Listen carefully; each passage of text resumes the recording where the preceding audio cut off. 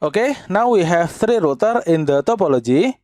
In this video, we will configure EIGRP, so PC1, PC2, and PC3 will able to communicate each others.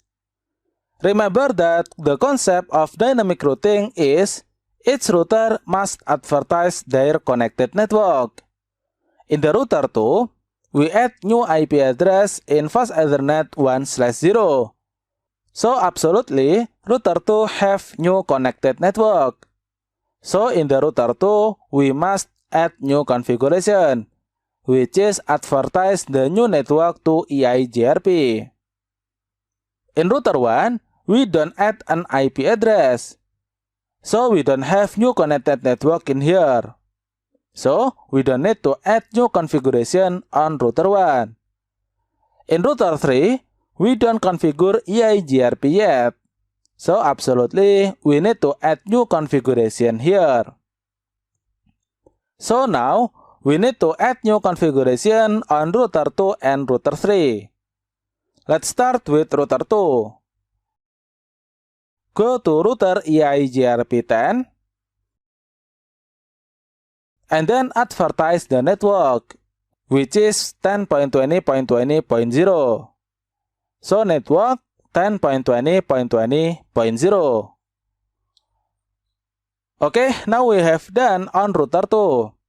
Next, let's configure on router 3. Here we will advertise to network, which is 10.20.20.0 and 192.168.3.0. Router EIGRP 10, network 10.20.20.0, and network 192.168.3.0. Okay, now we have done. Let's check the neighbor. Do show IP EIGRP neighbor. Here we can see that router 3 have one neighbor, which is router 2. So now the EIGRP between router 2 and router 3 is already up. Let's check the routing table. Do show IP route. Here we can see that router 3 automatically have route to 192.168.1.0, which is the network of PC1, and 192.168.2.0, which is the network of PC2. Let's also check on router 1. Enable show IP route. Here we can see that now in router 1 automatically have route to PC3, which is 192.168.3.0/24.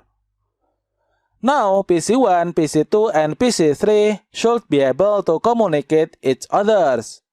Let's try it. Let's test from PC1 to PC3.